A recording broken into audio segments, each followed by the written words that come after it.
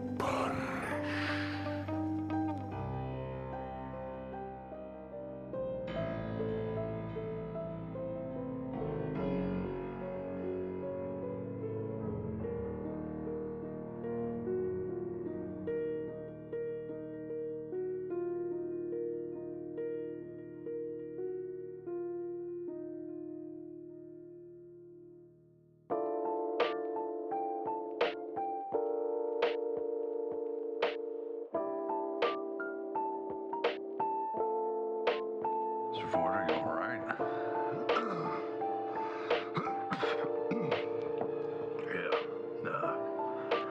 Yeah, just another dream.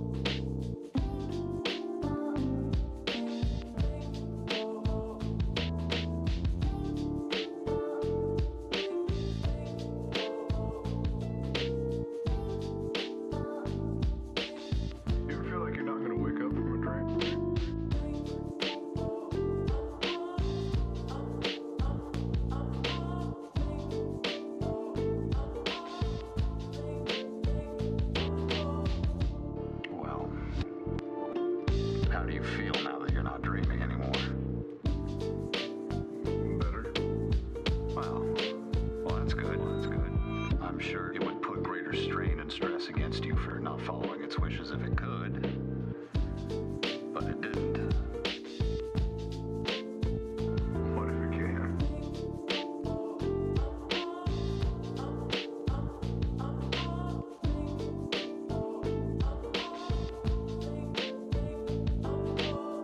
Why hasn't it? I don't know. One thing I am sure of, though, it feels stronger. It feels more present, closer, closer, closer, closer. Wow. My dreams are one thing, right? But that shit is, looks uncomfortable. It's real. It's real. It's real. It's real.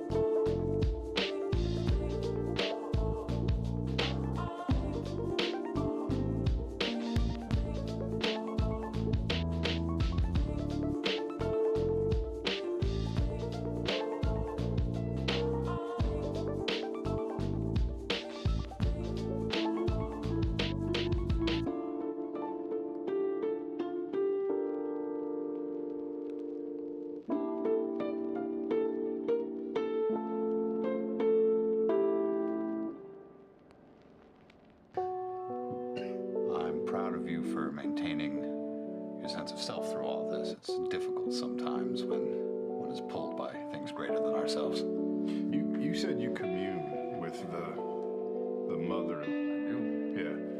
Do you? Is it a two-way thing, or are you just putting yourself out there and seeing what comes back? Very much a two-way thing. I mean, there's no way nature isn't separate. We're part of it. We communicate with the world every day with every breath. Everything we do is our declaration of our love, adoration, or our denial of it. Do you think she cares about the affairs of something like this? Very much so.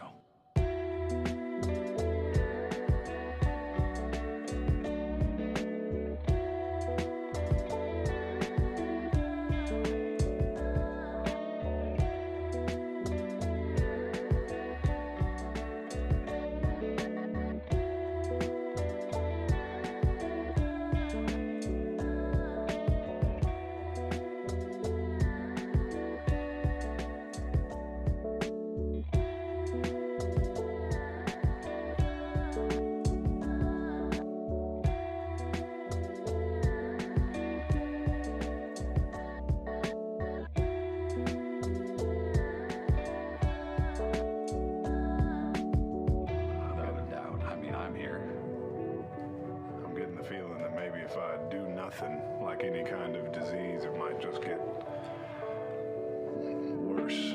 Maybe I should start thinking about counter agent. And I think there will come a day where you really will have to make that choice.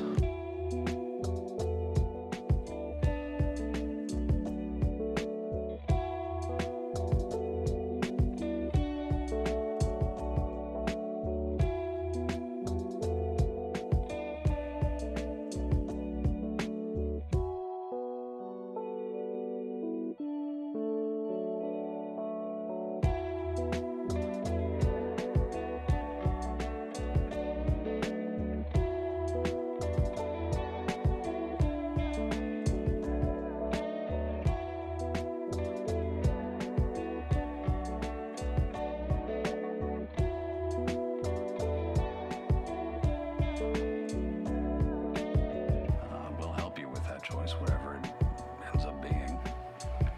I do think you're on a path, and I don't necessarily think it's the path of just being a servant. Well, good morning, stream. Hey.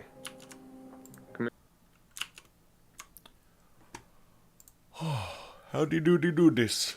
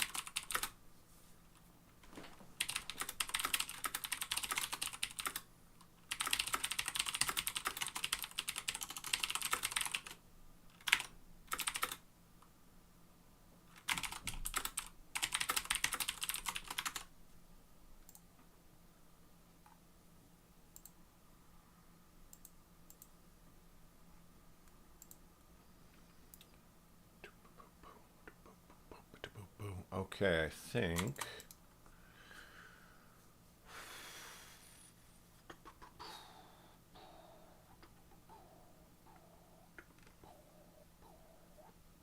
All right, I think we're ready to start recording.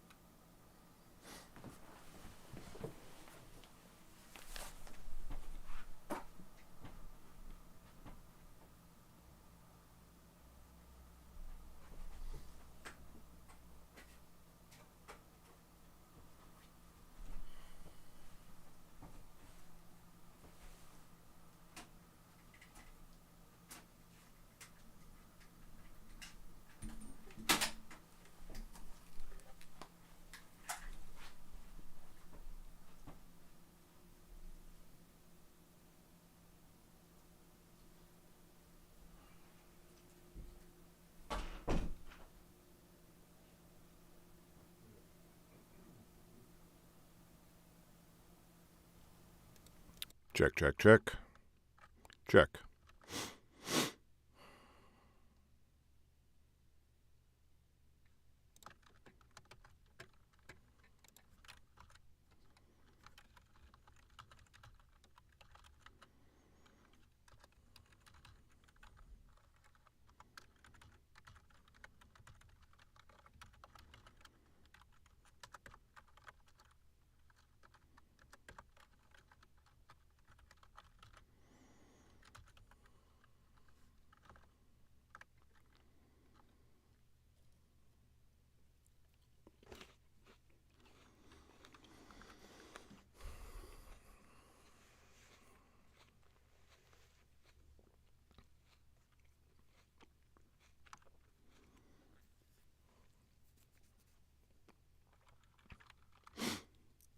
Okay, Lifemage dawning, recording day 12, beginning as always with 30 seconds of silence, starting now.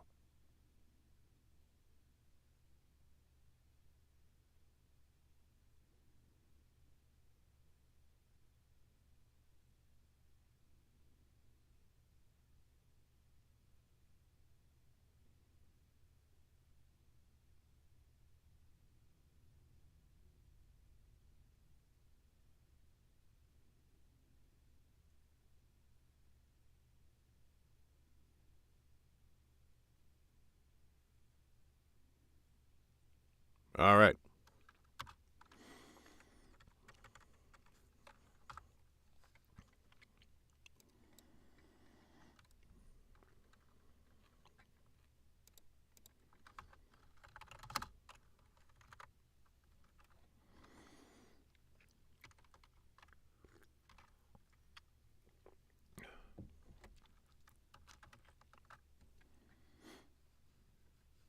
All right.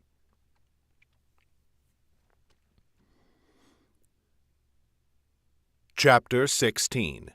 The Past Reclaimed. Lifemage Dawning, Chapter 16. The Past Reclaimed. Idulin was waiting for Eamon on the street outside the Crescent Bulwark. He stepped forth quickly as Eamon emerged from the inn. Your Highness.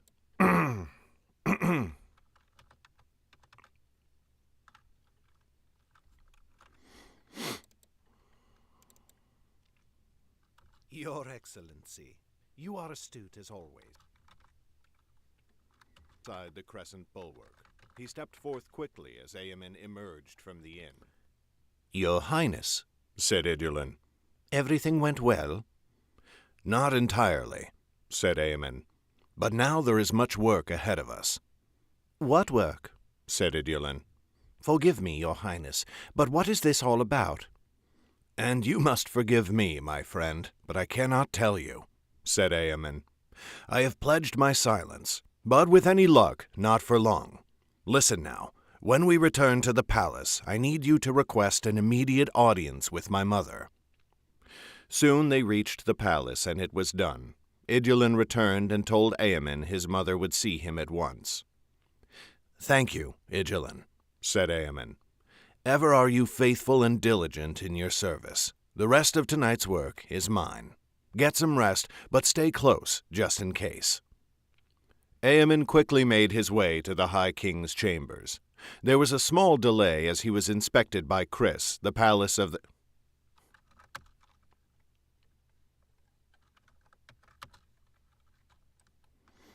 There was a small...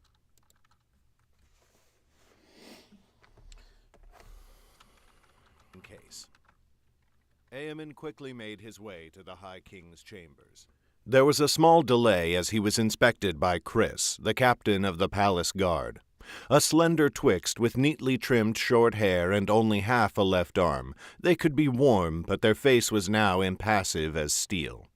Additional security measures had been enacted since the attack on the seat. First, Chris inspected Eamon for his family mark, a small tattoo on the inside of his upper arm. It depicted a circle in two halves, one white and one black, the dividing line diagonal. When Chris was satisfied, they sent for Asbeth. He was a young dwarf and the High King's personal weremage, and he inspected Eamon to ensure he was not another weremage in disguise. But finally, Chris was satisfied that Eamon was who he appeared to be, and they permitted him through the outer parlor and into football. But finally, and he inspected Eamon to ensure he was not another weremage in disguise.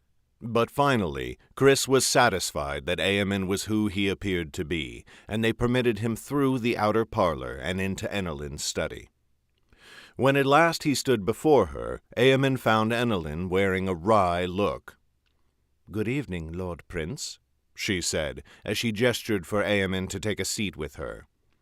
"I must say I admire your adherence to decorum in singeing.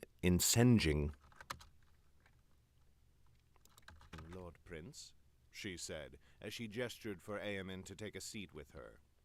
"I must say I admire your adherence to decorum in sending Idulin, but you are my son. You are allowed to come and visit me without putting it through diplomatic channels." Eamon chuckled. "Thank you, Mother," he said. "But I would rather not put you under any obligation to take audience with me if you are already in council.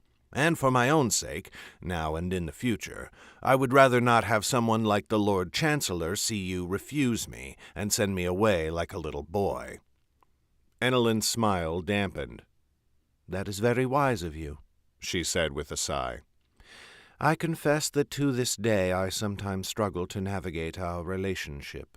To me, you are still my little boy, though it is plain for anyone to see that you are your own man now, and shrewder even than I was at your age. But it grows too late to waste time on idle thoughts. What do you require?" Eamon eyed Chris and the other two guards in the room. "It concerns that matter I spoke with you about not long ago." "Chris," said Ennelin, lifting a hand, Chris beckoned, and the guards swiftly withdrew from the study to the parlor. When they were gone, Enelin arched an eyebrow. "We have spoken of many things recently." Eamon leaned forwards, rubbing his hands together. "Yet only once have we spoken of the Lifemage." Enelin's eyes flashed. "The Lifemage? What is it? Have you heard something?" Inside, Eamon quailed, but he was an expert at keeping his inner thoughts hidden. Enelin had taught him that herself, and she had also taught him to assuage his own conscience by avoiding a lie even while hiding the truth.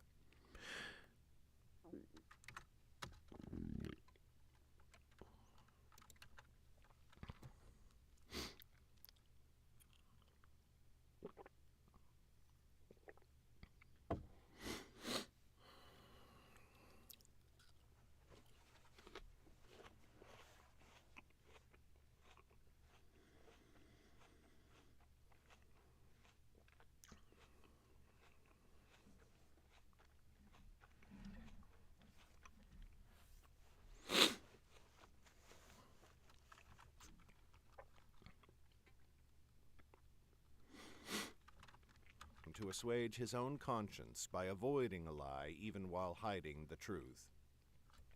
"You are much preoccupied with the coming conflict in Dulmoon," he said. "I am of limited use to you in such counsel, since I will not be joining the fight personally." Enelin's voice took on a note of irritation. "I cannot and will not risk your life in—" "Mother, please," said Eamon, holding up a hand. "We have argued that point enough, and I am not trying to convince you otherwise now. But there may be—" "We have argued that point enough, and I am not trying to convince you otherwise now. But there may yet be another way I can be of use. You are spread thin, and most of your thought must be bent on the conflict of arms. Let me be your servant in this other matter. I know you have access to secret information about the Lifemage, things no one else knows. Maybe there is—"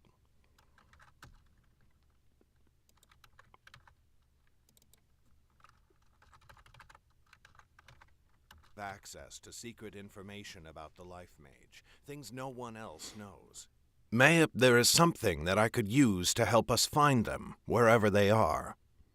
The study fell to silence.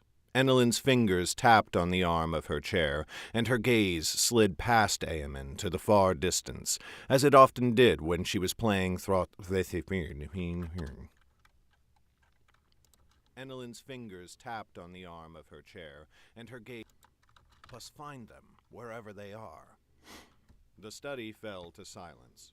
Enelin's fingers tapped on the arm of her chair, and her gaze slid past Eamon to the far distance, as it often did when she was playing thoughts through her mind, considering possibilities. When she spoke, it was slowly.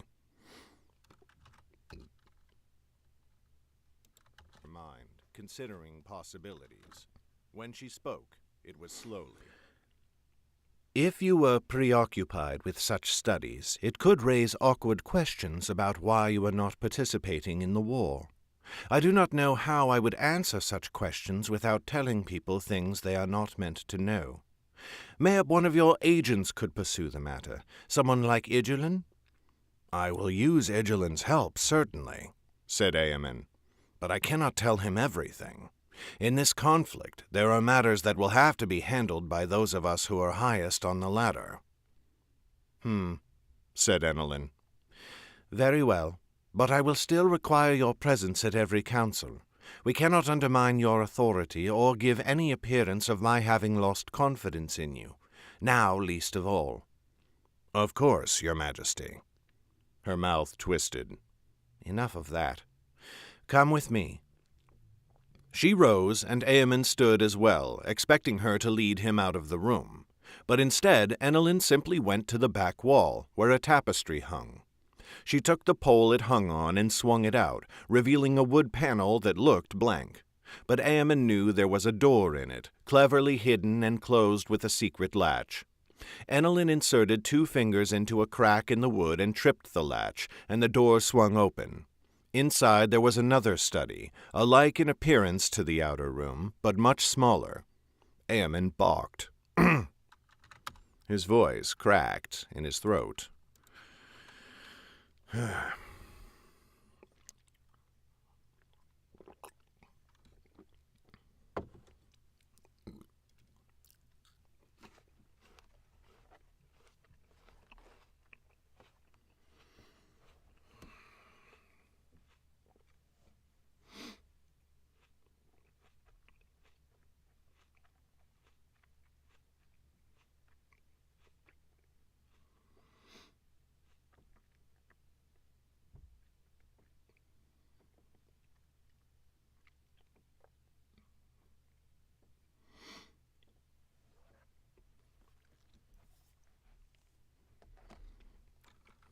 There was another study, alike in appearance to the outer room, but much smaller. Eamon barked. "It is in here?" Annalyn... Rough voice this morning. Eamon barked. "It is in here?" Annalyn looked back at him curiously. "Where did you think I kept it? The dungeons?" "No, of course," said Eamon. Only I have known about this study since I was not yet grown. For years and years I used to sneak in here and read for hours. I am surprised I did not stumble on the truth long ago." "I remember those days," said Annalyn, and her voice was wistful. "But I never showed you this." She went to one of the bookshelves in the room and placed a hand on the side of it. Then her hand slid around the back, and Eamon heard a familiar click. Then, slowly, as Eamon pulled, the bookshelf began to roll away from the wall. Behind it stood another blank wall, or at least it looked to be so. Eamon could not help but bark a laugh. "Sky above," he said. "A secret within a secret." "Layers and layers of protection," said Annalyn. "When the Shades ransacked our palace, they savaged everything in my private chambers. But they did not discover my secret study.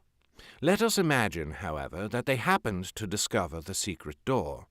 It is doubly likely they would not look further than that, thinking they had penetrated to the very core of my defenses." "You have taught me this since I was only a child," said Eamon, shaking his head. "But I never thought of its use in this manner. You tell me often that I am uncommonly wise for my age. Yet my greatest fear is that I will always be measured against your wit, for then I think I will always be found wanting." Annalyn smiled. Then she turned a key in a crack in the wall, and the second secret door swung open. Inside was an even smaller study, nothing more than a chair, a table, and a single bookshelf. Above the table was a shelf built into the wall, where were laid some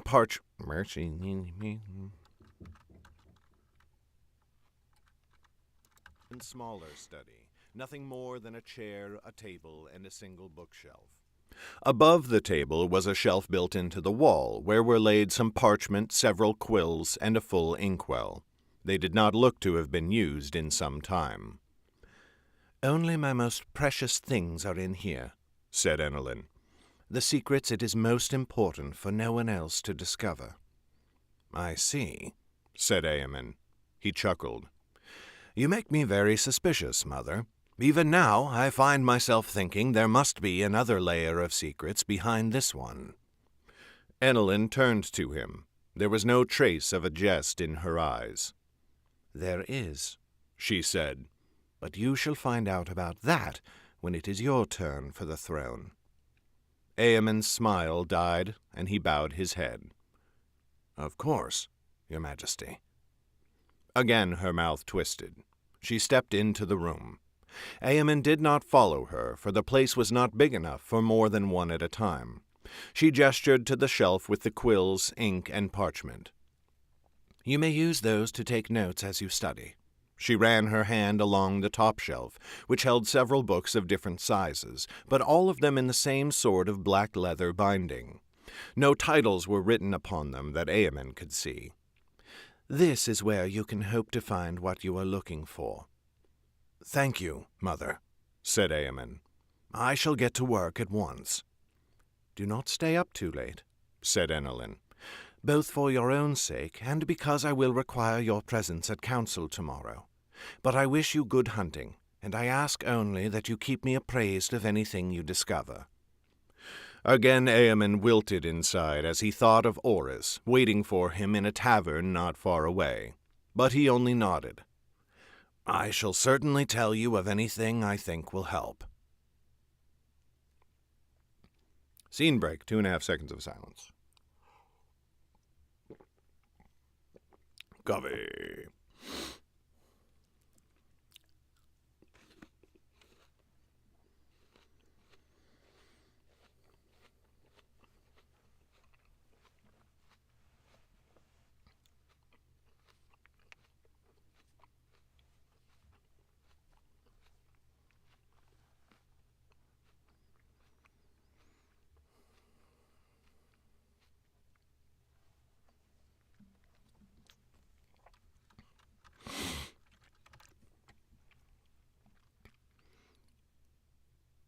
Two days passed at the Crescent Bulwark with no word from the palace. The waiting was much worse than it had been in Drakmund, what felt like a lifetime ago. Then the prospect of the coming war and Oris's role as the Lifemage had seemed like faraway things, vague possibilities. Now they were an inevitability, and yet Oris could do nothing to prepare for them. "Cheer up, dear," said Flip on the third day. Oris was sitting on one of the beds with her arms folded, and Flip had splayed out across it, laying his head in her lap. "You're far too eager to see the bad of our with her arms folded, and Flip had splayed out across it, laying his head in her lap. "You're far too eager to see the bad of our situation, where there are so many things to enjoy, namely, free food and lodging. When have we ever wanted more?"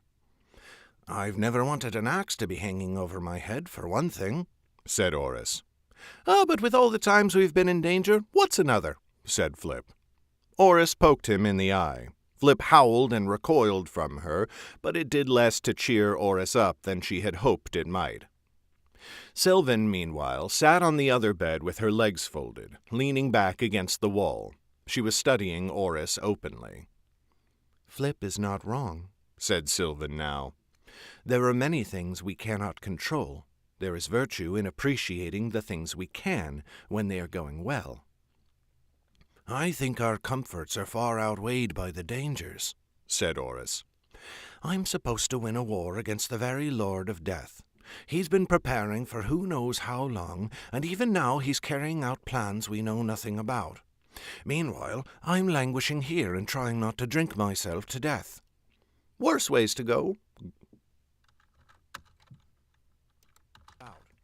"Meanwhile, I'm languishing here and trying not to drink myself to death." "Worse ways to go," growled Flip, rubbing his eye and taking a swig from a wine bottle he had just remembered. Sylvan climbed to her feet. "All right," she said. "Come on, I'm getting you out of here." Oris frowned. "Out of here? Where are we going?" "You complained about languishing," said Sylvan. "Do you really care where I am taking you?" "Are you certain?" said Flip, arching an eyebrow and concealing a grin. "I could go out instead and let the two of you have the room to yourselves." "Go to the dark below, Flip," growled Oris. "I agree with Oris," said Sylvan, though she, too, was hiding a smile. "Flip, we are going beyond the city walls to the southern cliffs. If you need us, that is where you can find us." "I know the area," said Flip, waving a hand at them. "Have fun." Oris got herself bundled up and followed Sylvan out of the bulwark, though she grumbled and growled as she did it. They raised their hoods against the snow as they stepped into the open air. But despite the chill, Oris felt better the moment she was outside. She had not left the room for anything but the privy for days, and it felt good to get blood pumping through her legs again after so long idle.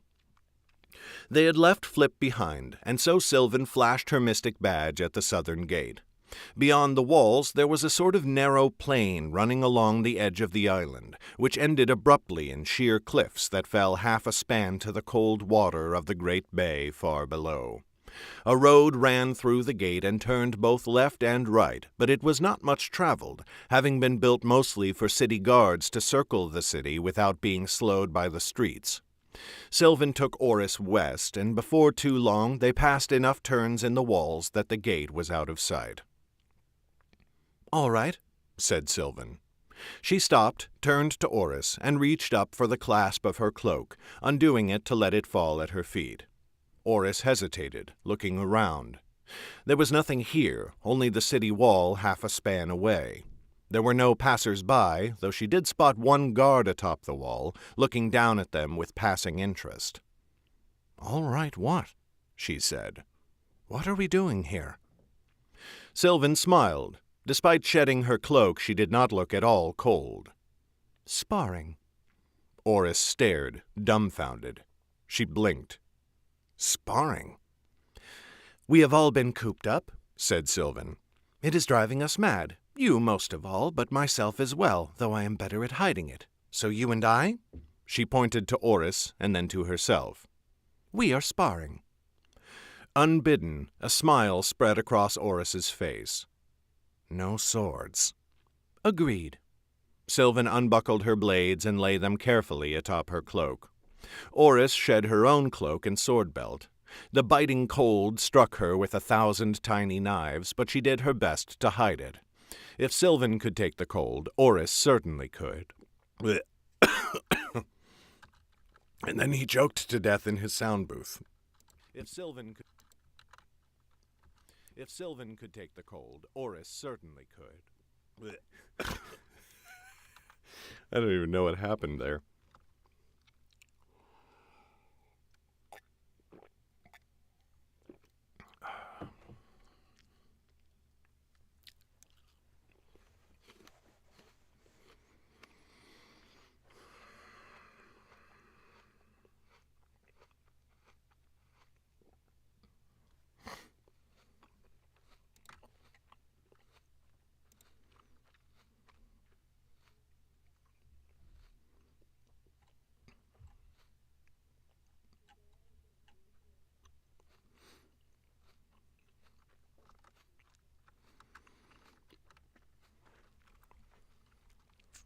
Biting cold struck her with 1,000 tiny knives, but she did her best to hide it. If Sylvan could take the cold, Oris certainly could. "You'd better not let me win the way you did with Flip," said Oris. Sylvan gave her a savage grin. "I told you once I would never lie to you. That includes never letting you beat me.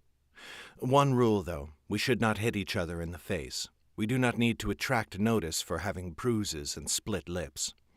Oris grinned. "Fair enough." And she drove her fist into Sylvan's gut. Sylvan's breath whooshed out of her as her eyes widened in shock, but she recovered quickly and struck back, jabbing Oris twice in the chest and ribs.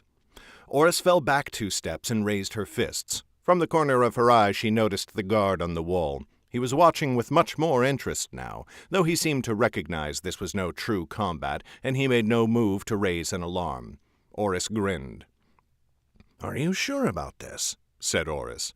"I've got the reach and the weight." "An odd boast, but all right," said Sylvan. Oris came in swinging. Sylvan warded off the first pair of blows, but her eyes were on Oris's arms, and so Oris brought a swift knee right under her ribs.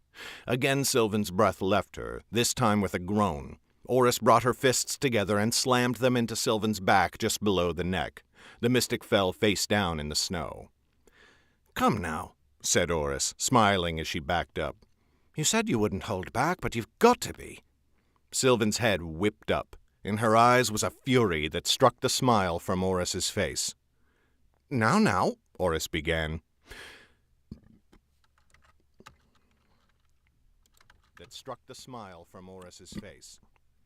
Now, Oris began. She could not quite see how Sylvan did it. The mystic launched herself from lying on the ground into a feral leap that covered the pace between them in a blink.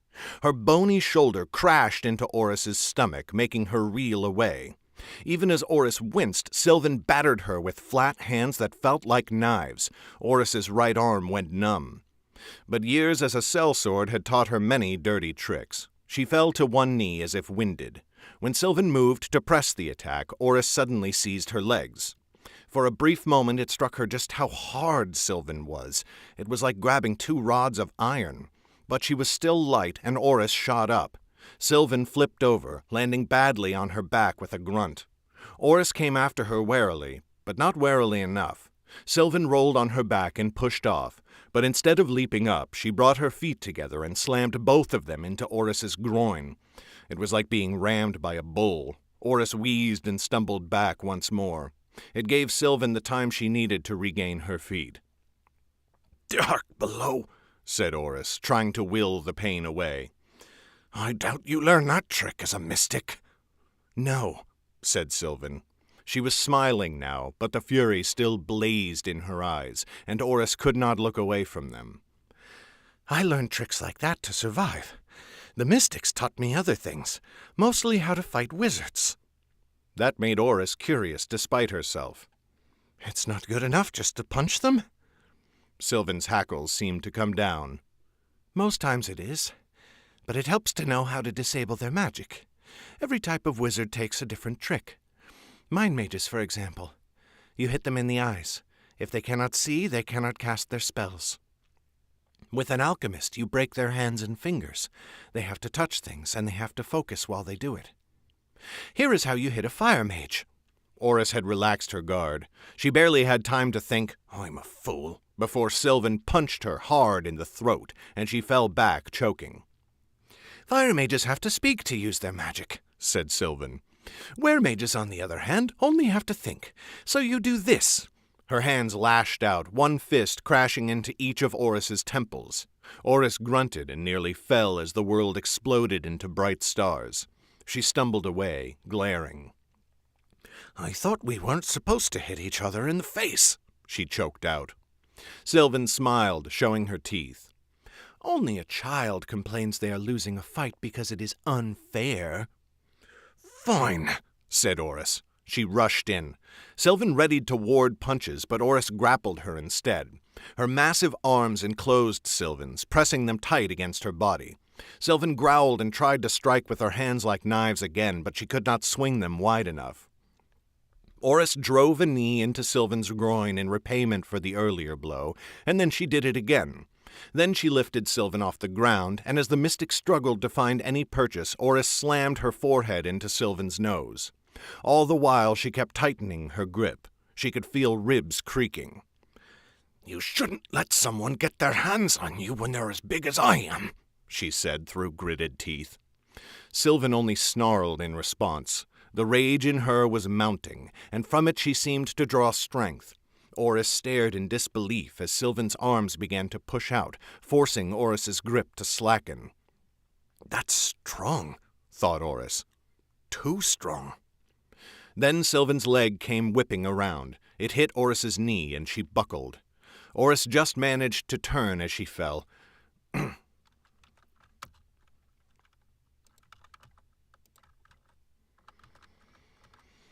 Hey, what's up, Nix? Sorry I missed you arrive. I was on a roll there. I think I can finish this chapter before I have to take the kids.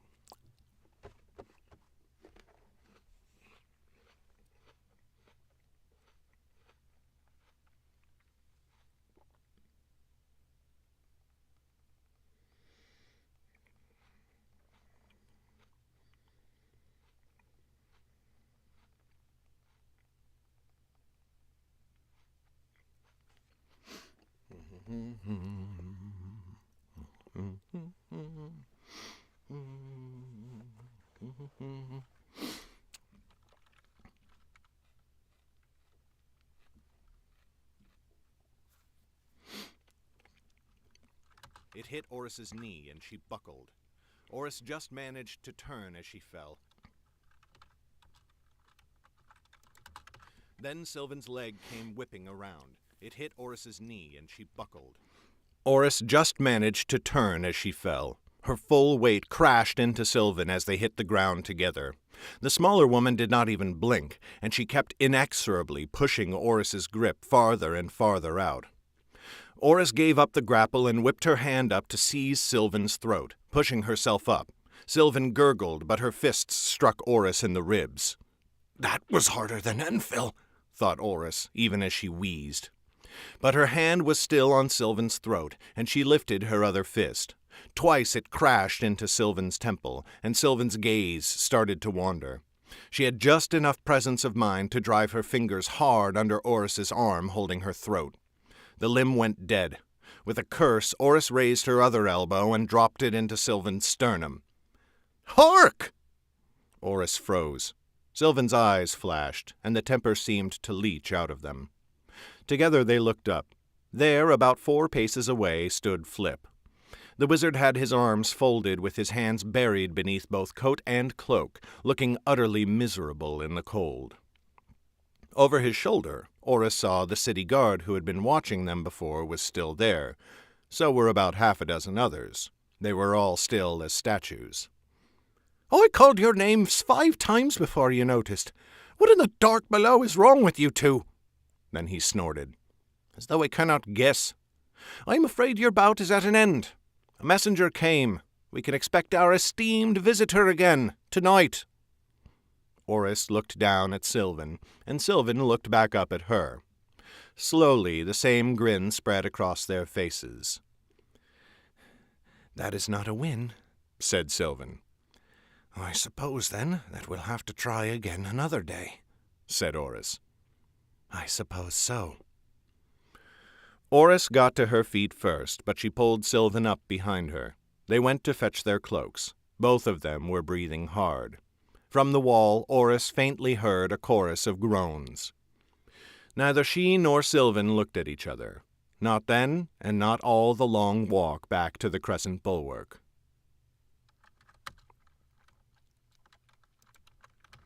I thought that was the end of the chapter. It was only the end of the scene. How much longer do we have?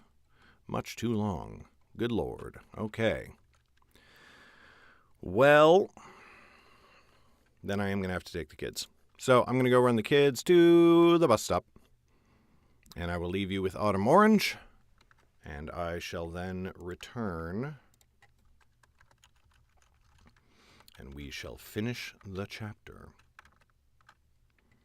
Back in about 15 minutes. Come here a second. I want to talk to you. What do you need? So you said you grew up in the Menagerie Coast, right? Around hoity-toity human folk? Yep. You walk around like you got something to prove? Is that what it looks like? From where I'm standing, yeah.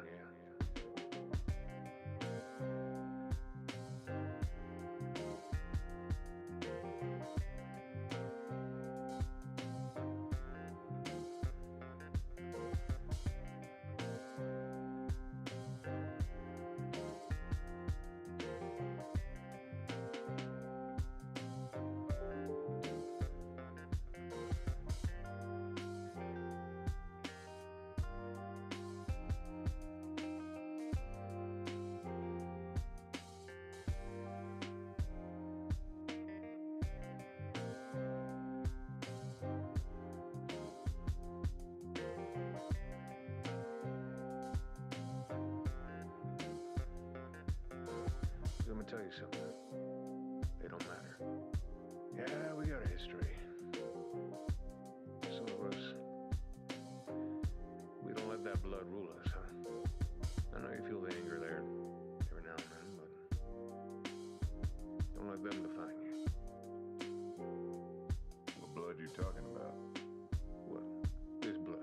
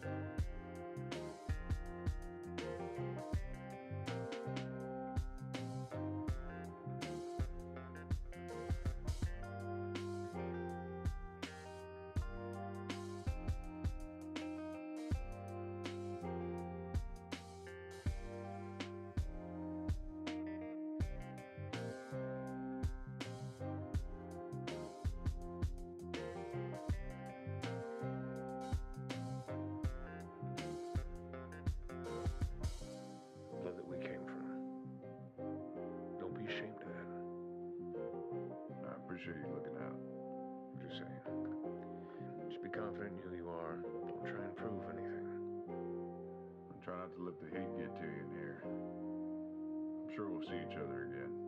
Warsh.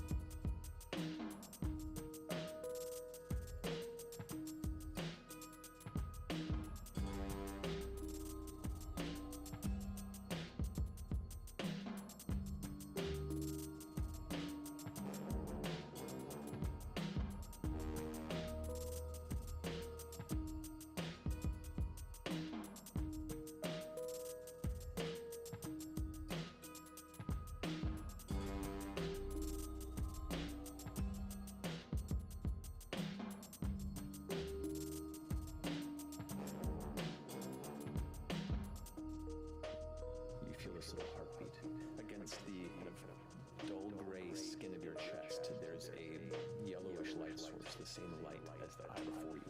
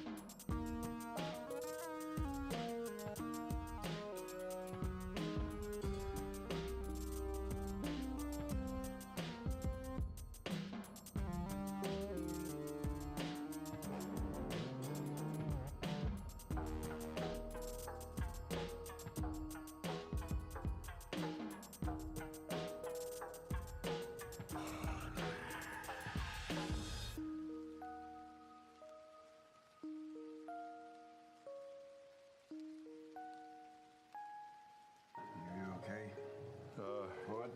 Yeah, nope. Sorry. I just, was, yes, sorry. Go back to sleep. Everything's fine.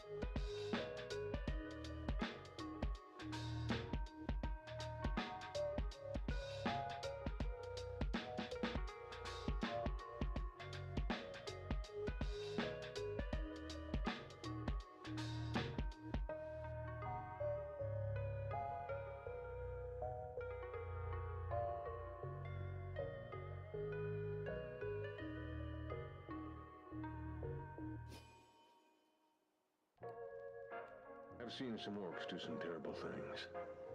I've seen them be violent, and angry, unfair. But hell, if I haven't seen plenty of humans, dwarves, elves, half-elves be the exact same. It's all perspective. It's all about the other.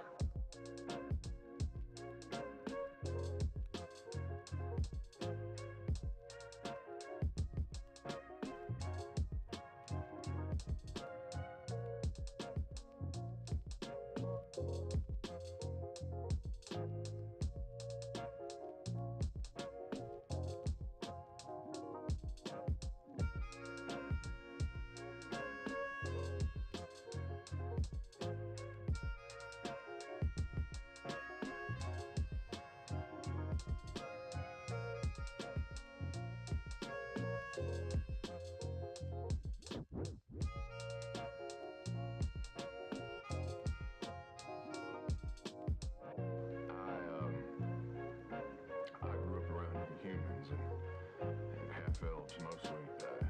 You said you grew up with more of our race, is that right? Yeah, I'm a Barakra. Were they accepting of you, welcoming our kind?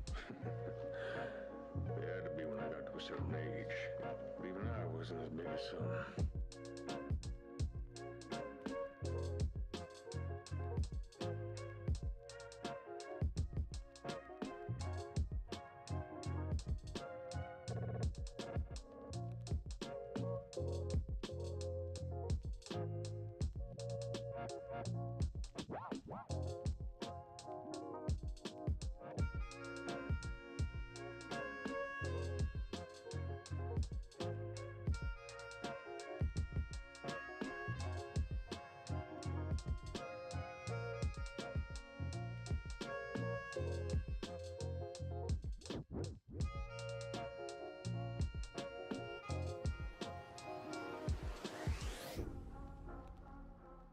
Take care, brother. It gets tougher for us up north. I'll keep that in mind.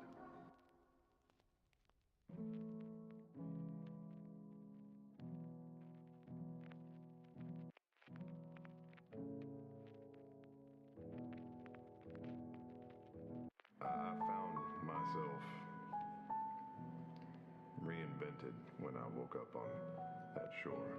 When I wake up at night, spitting up water, it's reminders of a time when the rest of my life no longer mattered, didn't apply. I didn't care for that life, didn't care for me. I prefer to leave it in the past.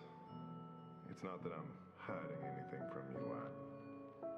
I don't want to bring things from my old life into this one.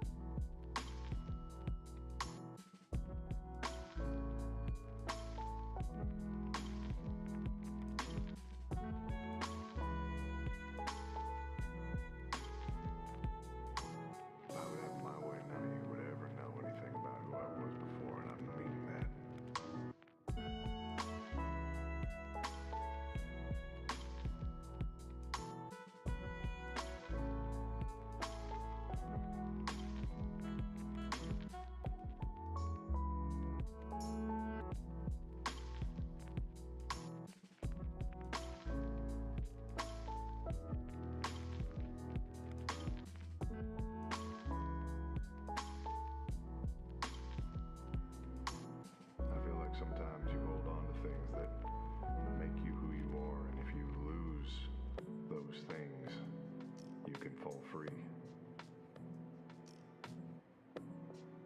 I have had those same thoughts for a long time.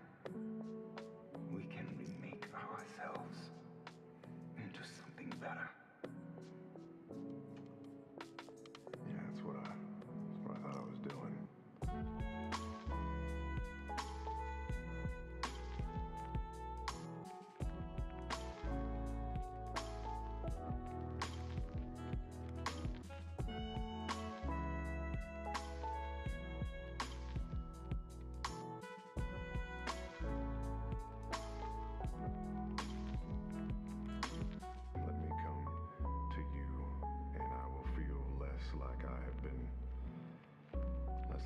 had something taken from me.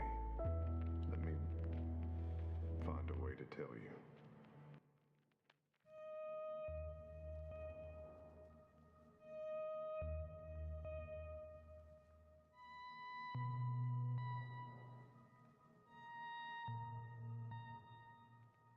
Your sleep slowly fades. Your body cold with a biting wind that cuts through you. Not wind, a chilling current. You open your eyes and see nothing but shadow, and your arms move sluggishly against the familiar, icy waters that portent the prying will of your patron. Your heart rate begins to race and jump, knowing what this brings, and as that fear wells up into your throat, you hear the familiar voice call from the darkness.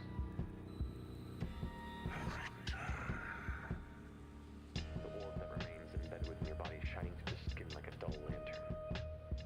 You look up from your chest to see the gargantuan lid of the familiar spotlight-like yellow eye. Try and look to the right or left, but you are locked in on this singular slitted pupil. You're unable to turn away. The panic begins to build, the voice says.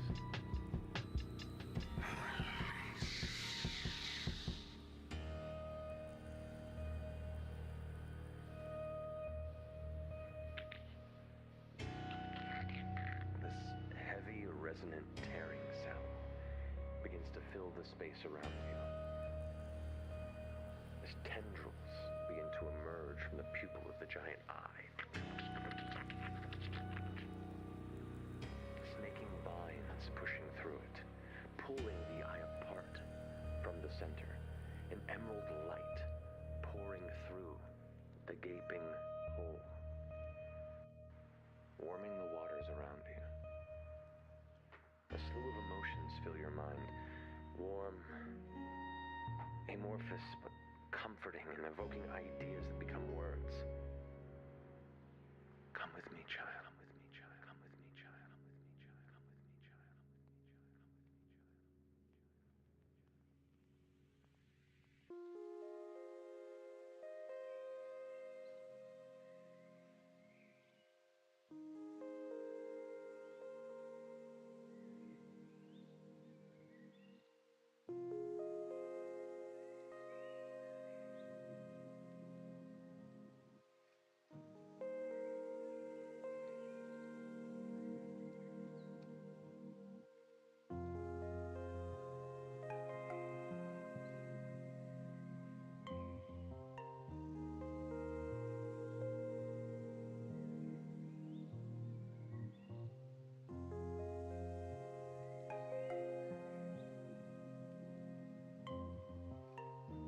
child.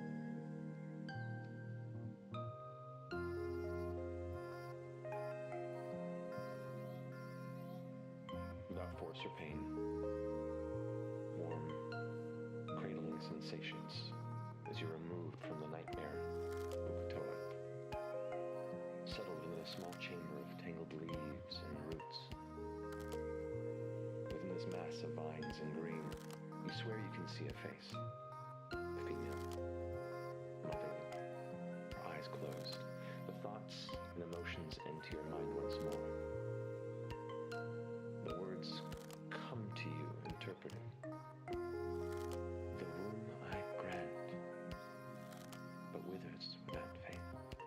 His will shall find you again. But until it does, rest.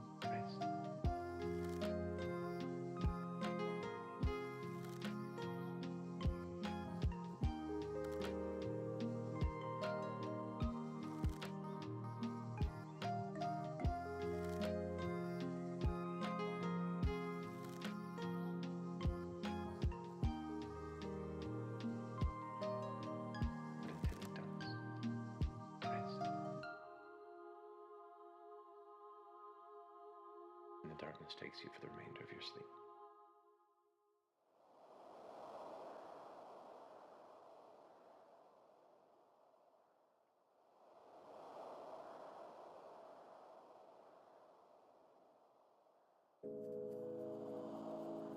So, last night while we were sleeping, I had this dream like I do.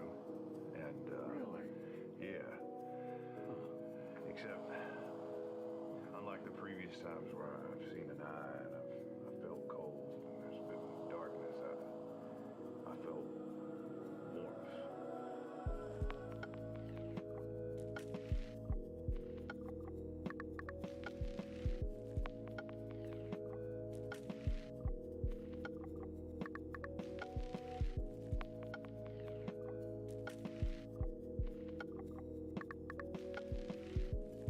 And I saw this greenery, like these vines kind of reach out and invite me forward.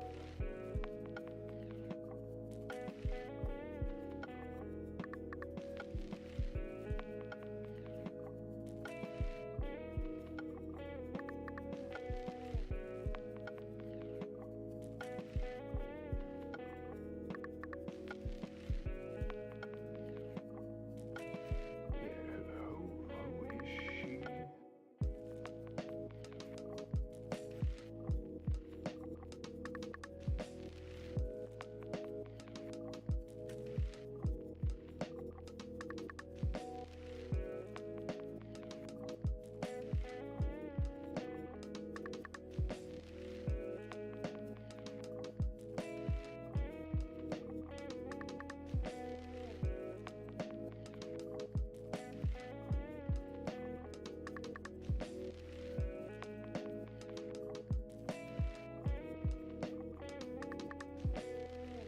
Maybe because we were so close to that giant fucking tree. But that felt really good. That would be her, yeah. What do you do to connect with her?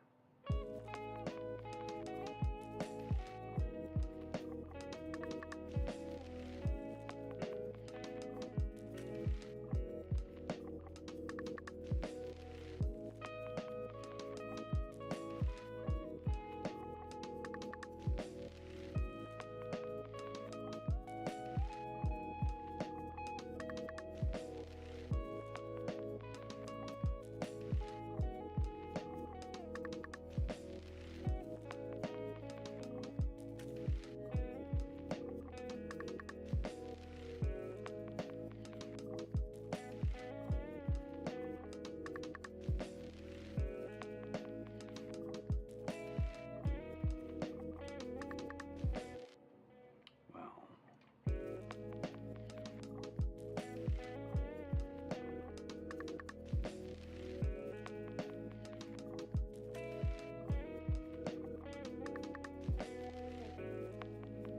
she's everywhere, so. I mean, honestly, the best things to do are to sit still and breathe slowly. And one of the things I like to do, although it's harder to do in a place like this, is just slowly count the number of sounds you hear and listen for each and everything and start to name what it is as it goes by.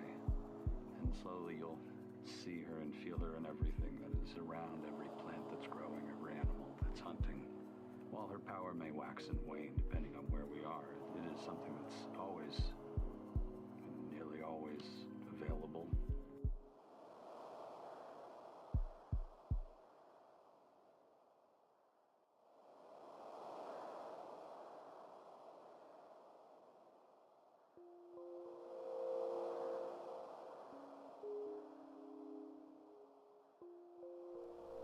Okay.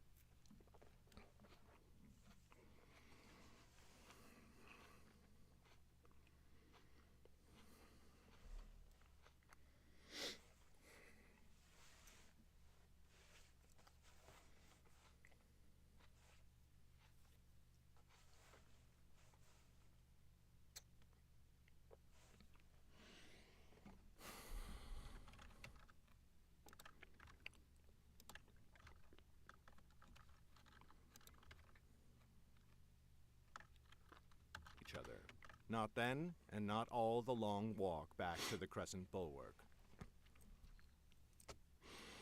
Scene break, 2.5 seconds of silence.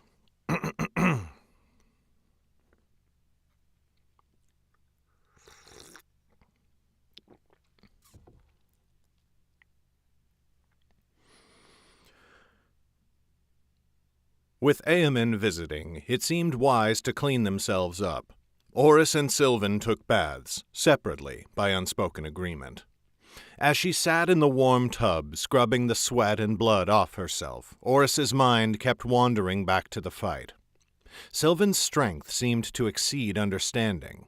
Oris had gotten enough opponents in her grasp over the years. Once she had them, it was rare for them to get out. Maybe someone with a Shadeborn's size could. Certainly no one so small as Sylvan. She thought again of the furor that had burned in the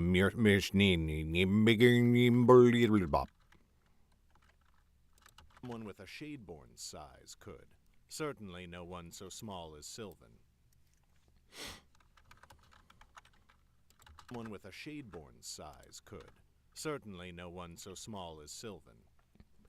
She thought again of the furor that had burned in the mystic's eyes, from which her power had seemed to flow. Oris had heard of berserkers before, warriors who had learned to channel their rage into great feats of strength, or who could remain standing long after a normal fighter should have fallen.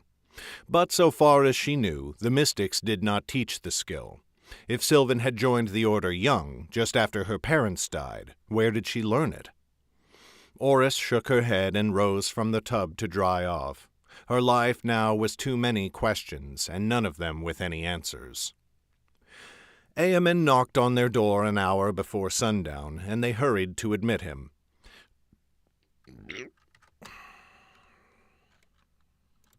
Eamon knocked on their door an hour before sundown, and they hurried to admit him. He greeted each of them in turn, but when he looked upon Oris and Sylvan, his gaze lingered a moment. Oris felt a flush creeping up her neck. Though they had bathed, both of them bore clear signs of a fight. But if they did not feel the need to explain, Eamon seemed willing to accept it, for he made no comment. I have spent much of the last few days studying the lore the High King possesses, and from it I have gained this. Eamon produced a scroll from within his cloak. There is more to study, and I am not certain this will help, but I thought it best to bring it to you regardless, for I know you have been waiting with little to do. Thank you, Your Highness, said Sylvan, taking the scroll from him. We are even more honored that you took the time to deliver it personally. I would have sent it with Ygillin and continued my studies, said Eamon. But this information is not meant to be possessed by anyone except the High King, until the Lifemage returns. Please bear that in mind. Do not let the scroll out of your sight for even a moment.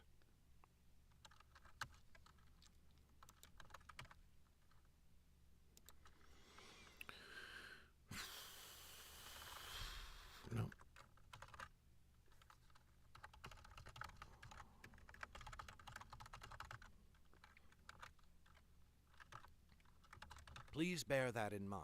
Do not let the scroll out of your sight for even a moment. Behind him, Flip rolled his eyes. Oris shot him a warning look, and he raised his hands as if to say, I'll leave it be. Well, said Sylvan. She held the scroll towards Oris. I suppose you should read it. Oris blinked. I suppose I should. She undid the tie holding the scroll shut and unfurled the parchment. It had become slightly rumpled in the Lord Prince's cloak, and she tried to smooth it out upon the bed. Eamon's handwriting was neat and methodical, small but not too small to read easily. An incredible amount of information filled the long parchment in her hands. I'd just as soon not sit here reading while everyone stares at me, said Oris. We'll all three study this in time, Your Highness, but could you give us the gist? I can try, said Eamon, though magic has never been an area of particular study for me. You have learned this already. There are 4 branches of magic, and then 2 others, life and death. But ceremancy and necromancy are not simply hidden branches. They are the senior branches. They are not separate from the others. They are above them, and it is from them that the other 4 branches draw their power. This is why there is only ever one ceremancer and necromancer. They are the source, and they are entwined with the lesser branches in equal measure. Oris frowned as she kept scanning the scroll. This was far beyond her limited understanding. Sylvan sidled over and began reading over her shoulder, but she seemed to have no greater flash of insight than Oris did. Even Flip was frowning in consternation, with no sign that this was good news or even news he understood particularly well. "That's interesting, Your Highness," said Oris at last. "But to me it feels like the idea of a tale, not a whole story. I don't know what you're trying to tell me." Eamon ran a hand through his sandy hair. "I hardly understand it myself. As I said, my studies of magic are limited. There are, mirror branches, I believe they are called." He looked to Flip, who nodded. "They are reflections of each other, and each can defeat the other. Ceremancy and necromancy are something else. They behave differently. They respond to each other, waxing and waning in accordance with each other. They grow together and fade together." "You're saying they rely on each other," said Flip. "If that were true, how could the necromancer have come into his power? He's never been in the presence of Oris's magic. Dark below, neither had Oris until very recently." Eamon shook his head. "Say not that they are dependent on each other, but that each strengthens the other. They are not in contest, but in tandem." "What is this bit here?" said Sylvan, pointing. "What is this bit here?" Little bit more breath in her voice, I thought.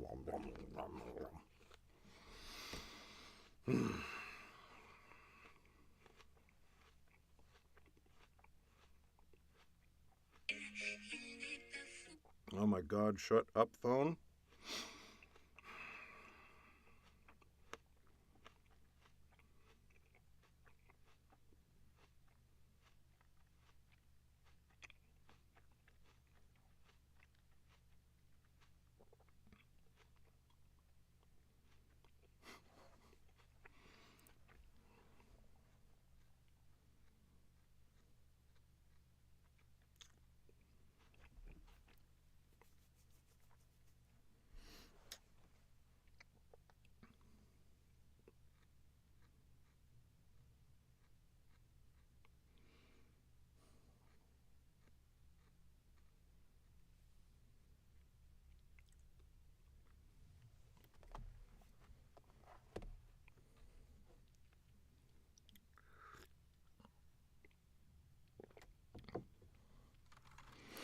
But that each strengthens the other. They are not in contest, but in tandem.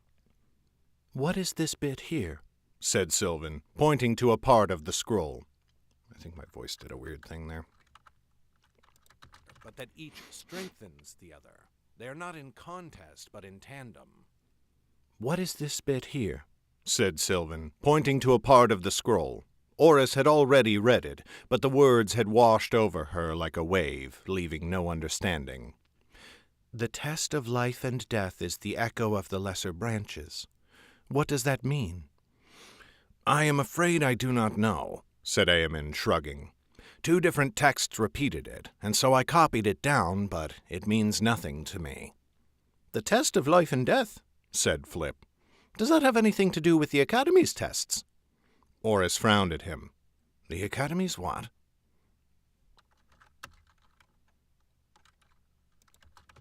"Does that have anything to do with the Academy?" And so I copied it. The test? Different texts repeated it, and so I copied it down, but it means nothing to me. "The test of life and death," said Flip. "Does that have anything to do with the Academy's tests?" Oris frowned at him. "The Academy's what?" Both Flip and Eamon turned to her in surprise. "The Academy's tests," said Flip. "The ones to detect magical talent that they give you when you're a child."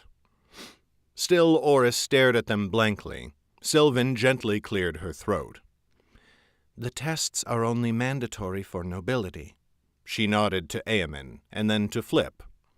"And families with coin often pay for them to be administered to their children. Commoners are only tested if they manifest the gift naturally." Both Flip and Eamon flushed with embarrassment. Eamon bowed his head towards Oris. "My apologies," he said. "A nobleman forgets his place more easily than a commoner, and I dishonor myself to do so." "Please don't worry about it," said Oris, quickly turning her attention back to the scroll. "All right, well, if they're testing for—" "Please don't worry about it," said Oris, quickly turning her attention back to the scroll. "All right, well, if there's testing for the 4 branches, there must be testing for the 2 hidden ones, mustn't there? Did the book say anything about that? This is no explanation." "Ones, mustn't there? Did the book say anything about that? This is no explanation."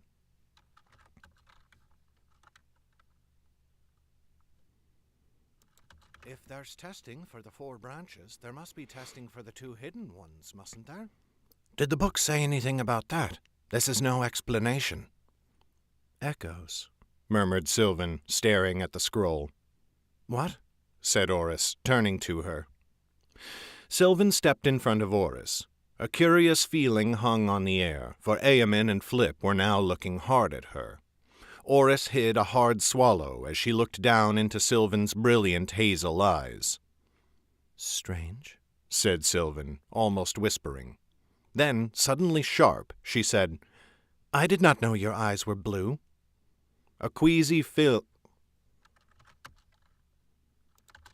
Then, suddenly sharp, she said, "I did not know your eyes were blue."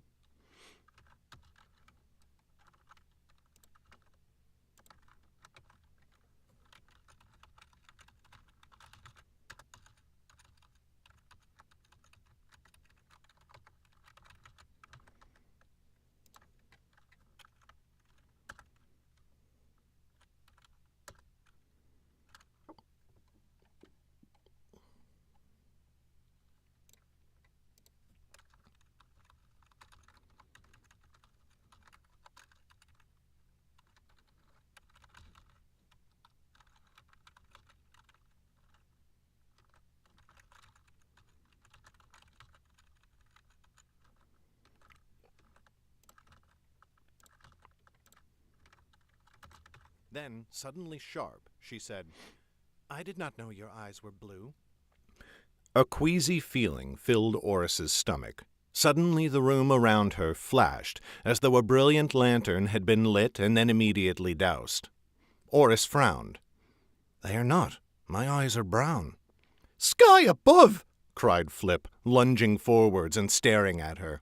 Beside him, Eamon had gone quite pale. "What?" said Oris, hands balling to fists.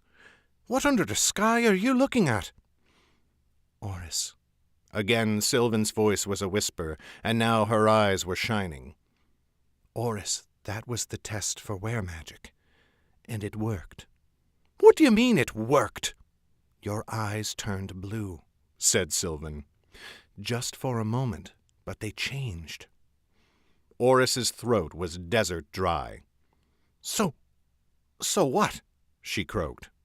"I'm not the Lifemage? I'm a were-mage?" No, said Sylvan, her voice shaking. She went to a cupboard in the room, from which she produced a candle and lit it from the lamp. "Oris, look at the darkness in the center of the candle." Oris frowned, but she reached for the candle. Sylvan withdrew it slightly. "No, just look at the darkness in the center of the flame. Ignore everything else." "It's a flame," said Oris. "There's no darkness." "Look, Oris," insisted Sylvan. Oris sighed in frustration, but she did it. She focused on the candle flame, dancing gently with Sylvan's breath. But it was just a candle flame, like any of the countless others she had... Wait, no. No, there was a darkness in the center of the flame. And as she focused on it, again there was that strange sensation, a sense that the room around her had grown lighter just for a moment. Oris blinked. The candle flame was out. Flip seized his long hair and looked ready to rip it out. "No, no, that's impossible! That's impossible!" "Was that me?" whispered Oris. "It was," said Sylvan. "But that cannot be," said Eamon, stepping closer. He was staring at the doused candle. "No wizard commands more than one branch." "I doubt she commands them," said Sylvan. She had not taken her gaze from Oris's face. "These are only echoes, as the text said. I suspect she could achieve no great strength in any of the lesser branches, but it is the threads of all four that make her who she is." "Let's try the other two," said Flip. "Have we not seen enough?" said Sylvan, frowning. "Showing 2 branches is more than any wizard on record, even Doran." "Oh, I believe who—"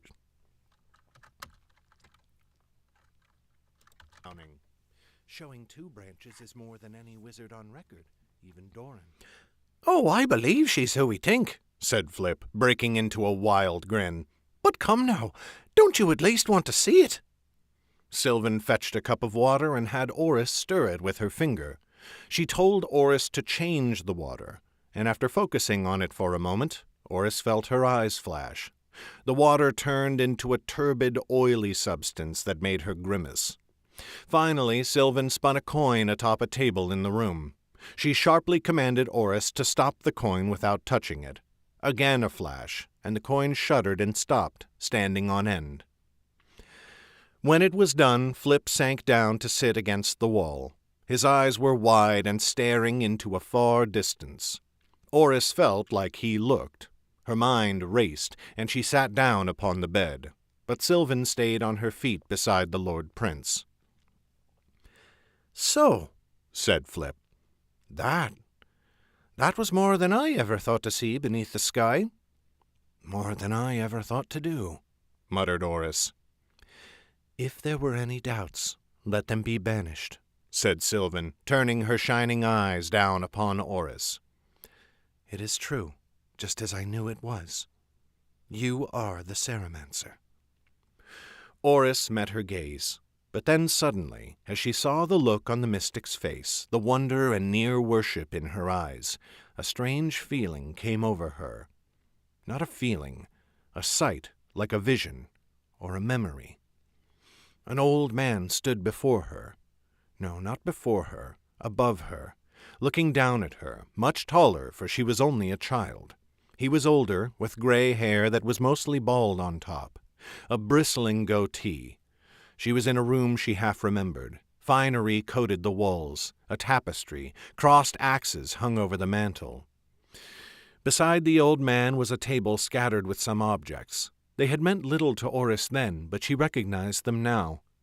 A coin, a cup of what had once been water, a candle. And the old man looked down at her with wonder in his eyes. A coin, a cup of what had once been water, a candle. And the old man looked down at her with wonder in his eyes. Oris had stood without realizing it. Her hands were fists at her sides. Flip, Sylvan, and the Lord Prince were looking at her in alarm. "Oris, darling," said Flip. "What's wrong?" "I remember." Oris had not meant to whisper, and she spoke again, louder. I remember being tested before. I was only a child, very young, before the orphanage." The orphanage. The same old man. Now he stood before her on a street in the city of Cabras. There was the orphanage just behind him, a building that would one day become painfully familiar to Oris. Oris remembered him speaking, but not what he said. But she remembered the cold feeling in her palm as he pressed something into it. She looked down just as he curled her fingers around the object. Crystal, shaped like a pyramid, but with notches for a leather thong. The amulet. "Keep it always." She remembered the words, but she could not hear them in his voice. crystal, shaped like a pyramid, but with notches for a leather thong. Wrong line. Shaped like a pyramid, but with notches for a leather thong. The amulet. Keep it always. She remembered the words, but she could not hear them in his voice. This they shall not take from you. The orphanage, whispered Oris, no longer seeing Sylvan or Flip before her, nor the Lord Prince in the corner. He took me there, and he gave me the amulet. Her vision came back into focus. She looked to Sylvan, and then she locked gazes with Flip. He knew what I was, she said, and he took me away from my family.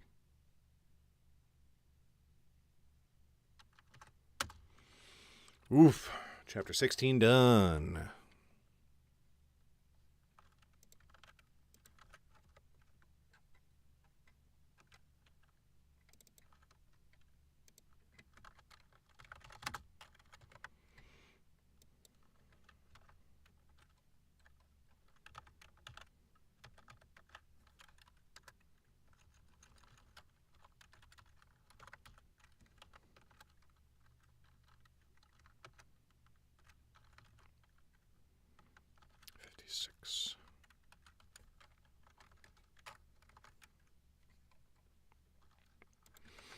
That was a decently long chapter. Oh, Jesus. Yeah, the next chapter is the longest chapter in the entire book, so I'm going to have to wrap that up. How long is the first scene? Let me just look at that real quick. It's long, right? It's not that long.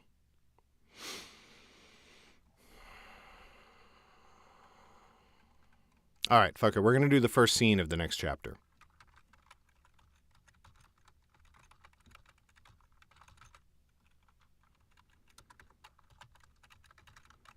Hope my voice doesn't change too drastically between today and tomorrow. Oh, coffee's so good.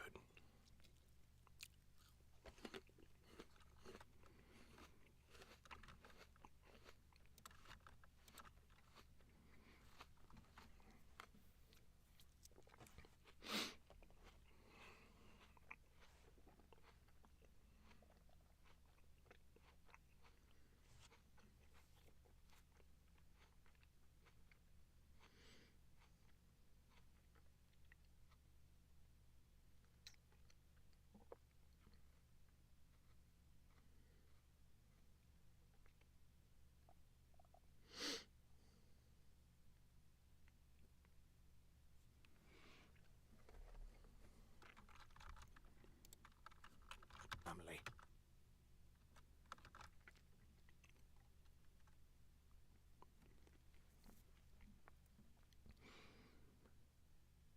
Chapter 17. Undiscovered Secrets. Uncovered. Family.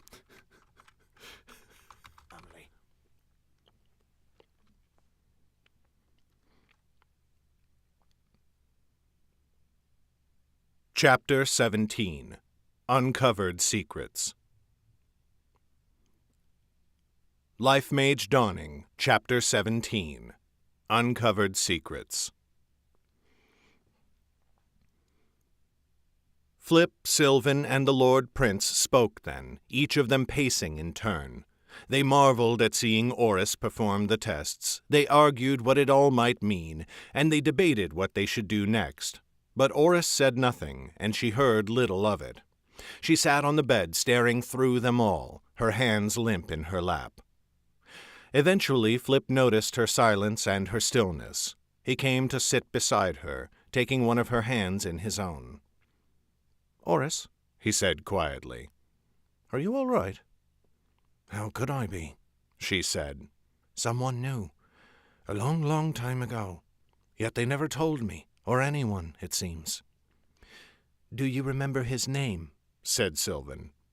"No," said Oris, shaking her head. I barely even remembered his face until this very moment. But he tested me, in my home, before the orphanage. That means he knows where I come from. What of your parents? Said Flip gently. Do you remember them? Oris's jaw clenched. No. She saw Sylvan looking at her in sympathy, but she refused to meet the mystic's gaze. The Lord Prince leaned against the wall, bearded chin buried in his fist. This man, he said slowly.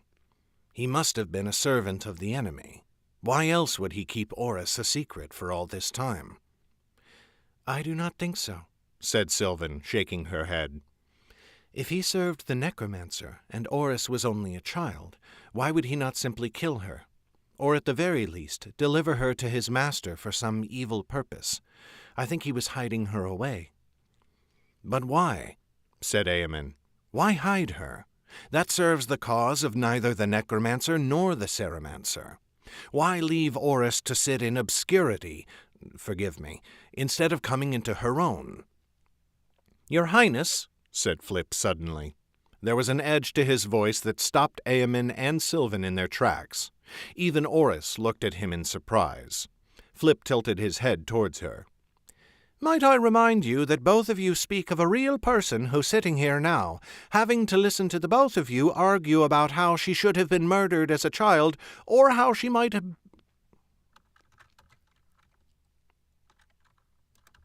Even Oris looked at him in surprise. Flip tilted his head towards her.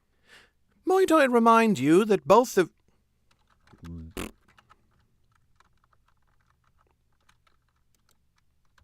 Even Oris looked at him in surprise.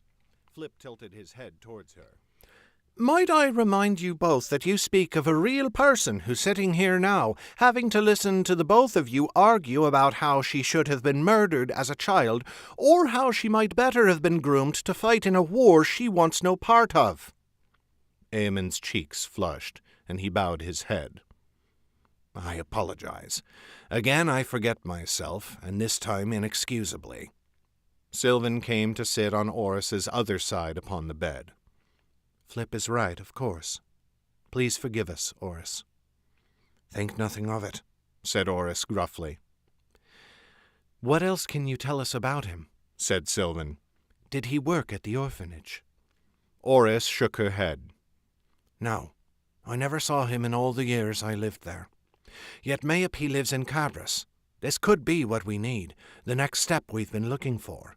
If he knew who I was, if he knew how to test for me, he had to know more. He must know how to train me. Sylvan looked at her a little sadly. Oris, how would we go about finding him? You don't know his name or where he might be found. How would we start such a search? Silence fell. Oris covered her eyes with a hand. I don't know, she said. Eamon looked upon her with pity.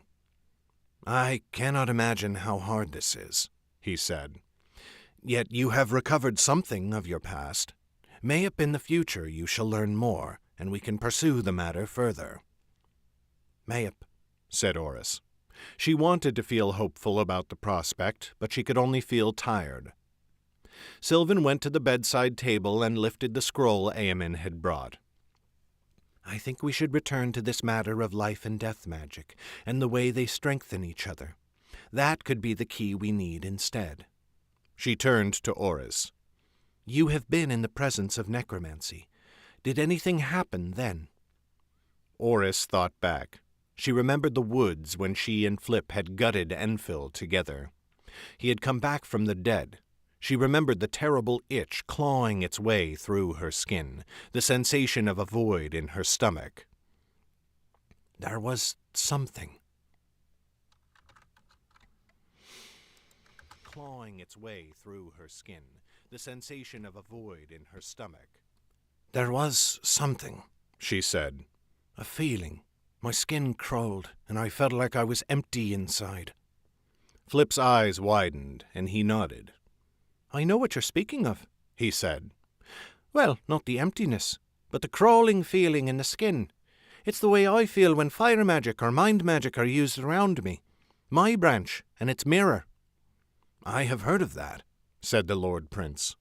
"All wizards experience the same, do they not?" "They do," said Sylvan. "Oris, that was your magic responding to the necromancy." "It didn't feel like it was strengthening me," said Oris. "It was only discomforting." "You did not know what you were looking for," said Sylvan. "Mayhap next time you can focus on that feeling.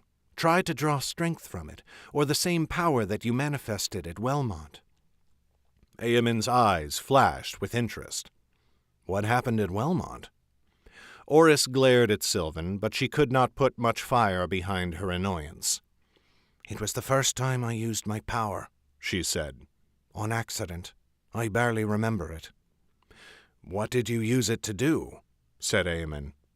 Oris and Flip shared a look. "Sky's truth.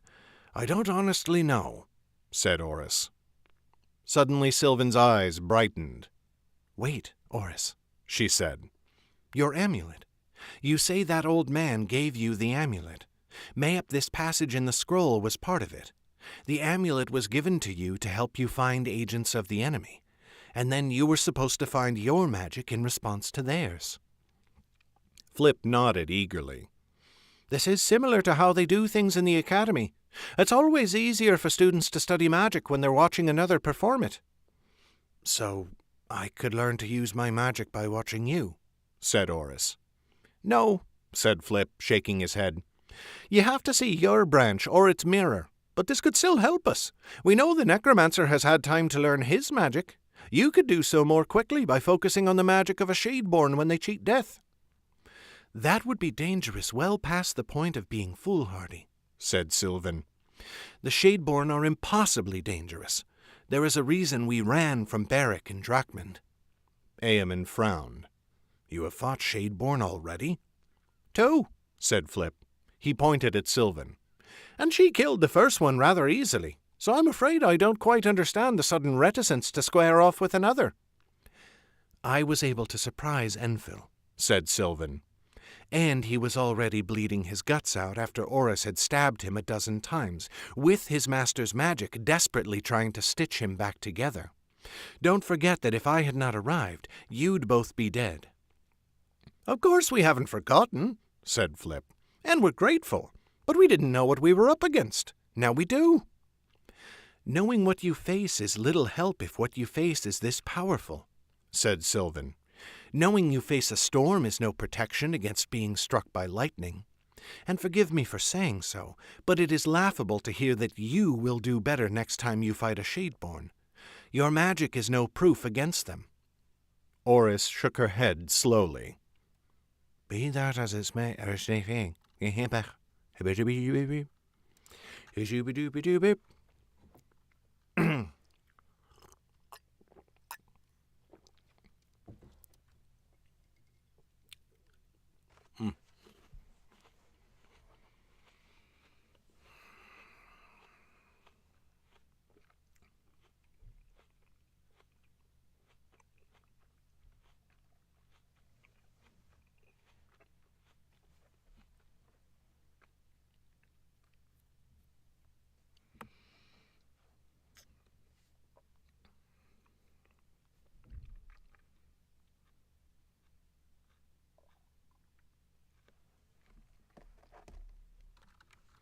Your magic is no proof against them."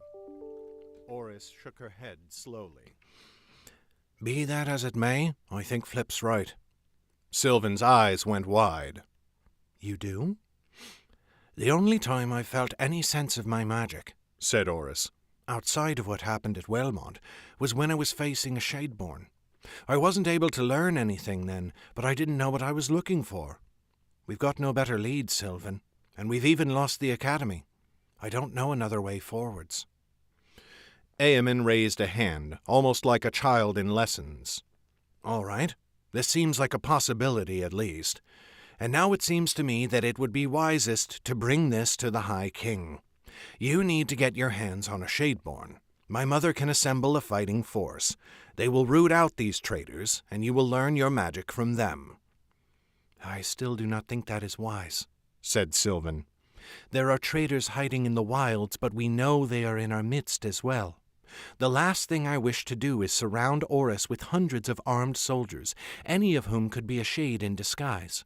With Jordell dead, I trust no one but the four of us in this room." "And the High King, I assume," said Eamon with a frown. "But I take your point." "Pardon me, your highness, but that hardly matters," said Flip. All of them looked at him in shock. "What do you mean it doesn't matter?" said Oris. "That's my neck you're talking about." Flip gave a cold smile. "The axe hangs over us both, dear. But use your reason. Sylvan doesn't want to surround you with 100... Cold smile. "The axe hangs over us both, dear. But use your reason.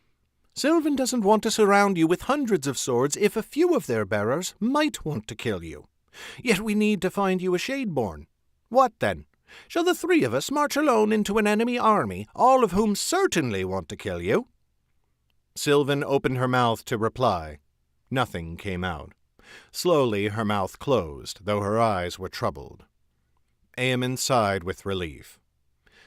"Very well, then. Are we agreed that it is time to present this to Her Majesty?"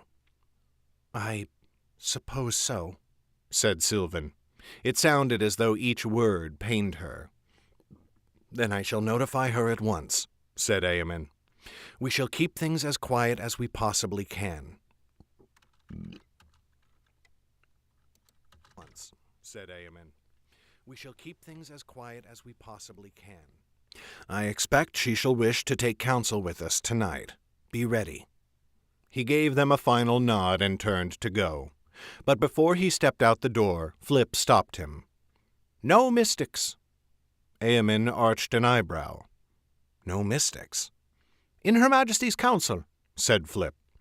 "I don't trust a single one of them with Oris's life." Eamon glanced at Oris and then at Sylvan before turning back to Flip. "I may be able to secure agreement on that point for your initial meeting," he said. "But the High King might mandate their involvement with our future plans." Flip's smirk turned frosty. "I shall convince her otherwise." To Oris's great surprise, Eamon actually laughed at that, though it subsided quickly. "I see. Well, I wish you the best of luck with that. Stay ready. I shall send Idulin back here to fetch you once your counsel has been requested." He left them at last, but not before giving Sylvan one final, long look. Sylvan's nod was so small that Oris only saw it because she was looking for it.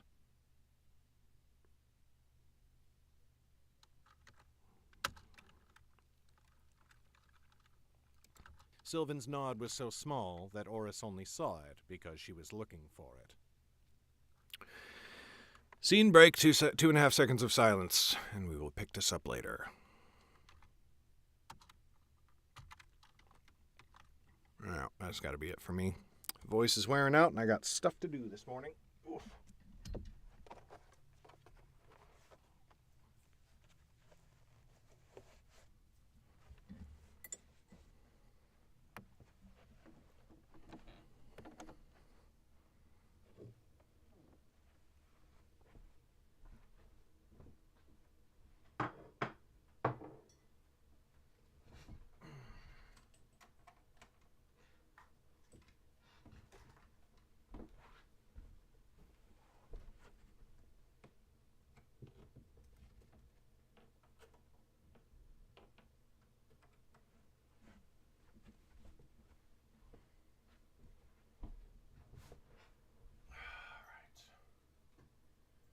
Who do we want to raid?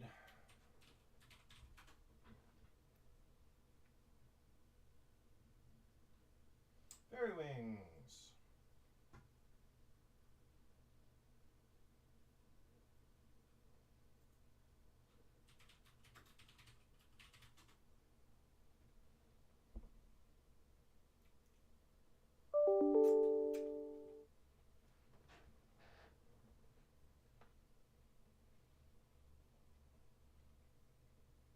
Whoa.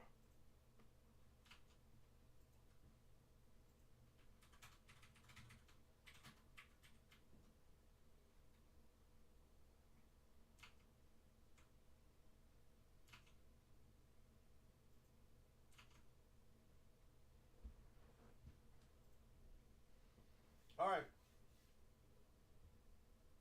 Throwing it to Fairy Wings. I might try and record more of this tonight, or I might just wait until tomorrow morning. But we have started the longest chapter in the book. Peace out. Catch you next stream.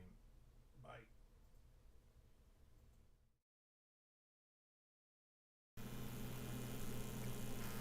What's up, Cappy?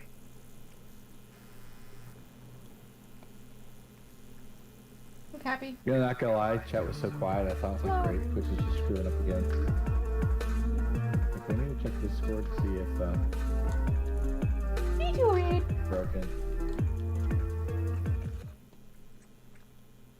VlogaNovel raided with 1 viewers. Thank you so much, sweetie. I hope you're well.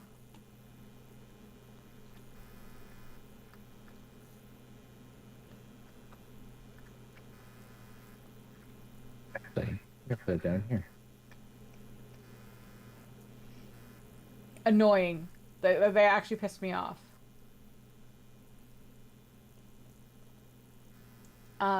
They said that the actor was going to be available from this time to this time. He wasn't available till 4.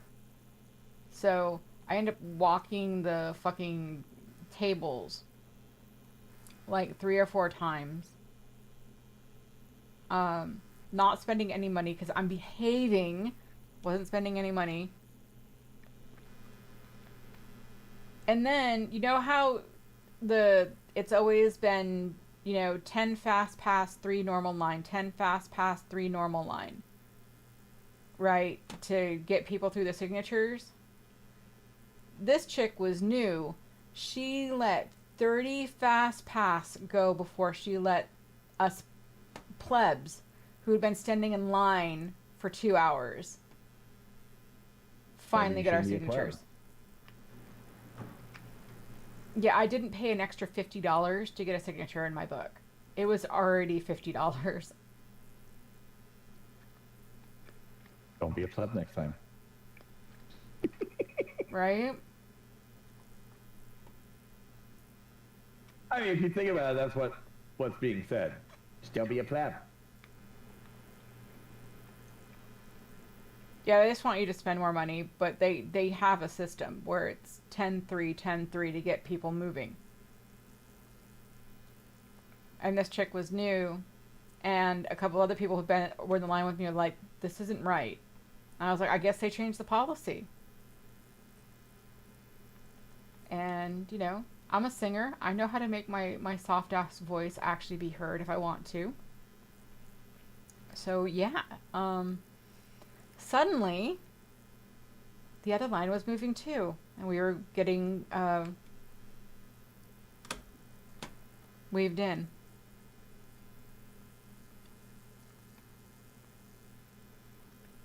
I think the annoying thing that got me was the fact that she was told that she needed to weave the other line in too. Fast pass doesn't mean everyone in the fast pass line in exclusion of the normal people. It just means that they get up there faster. It's like how like theme parks do it. You get the fast pass, and yeah, you go to the front of the line, but you have multiple lines. Like, all right, it's just an additional line. But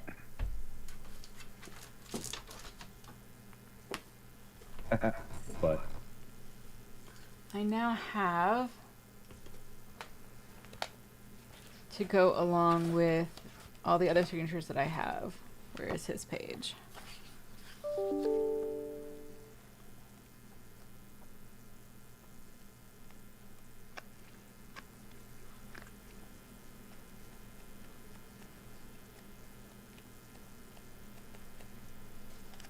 see here, ME terminal. Or we have our Illuminati terminal.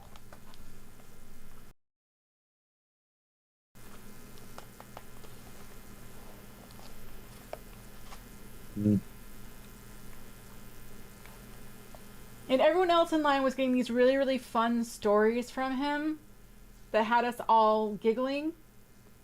He saw my name and it never fucking fails. Tennant asked, Billy asked, Eccleston's just an asshole. Who else asked? Catherine Tate asked. He asked about my fucking name. It's like, I wanted a funny story too. I mean, you've worked on Lord of the Rings, you've worked on Doctor Who. No, how did you get the name Fairy?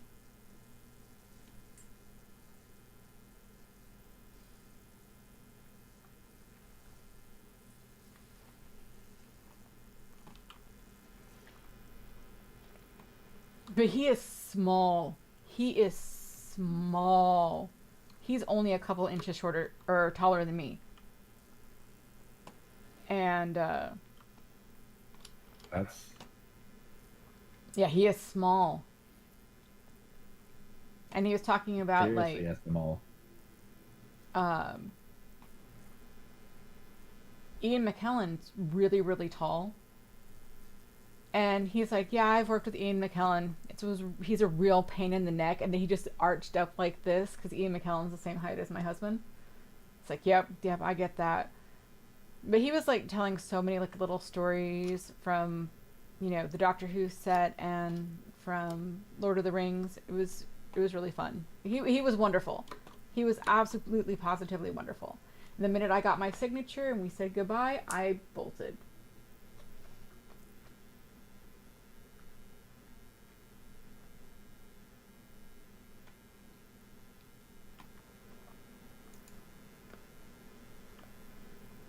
You have approximately 40 hours before ship time.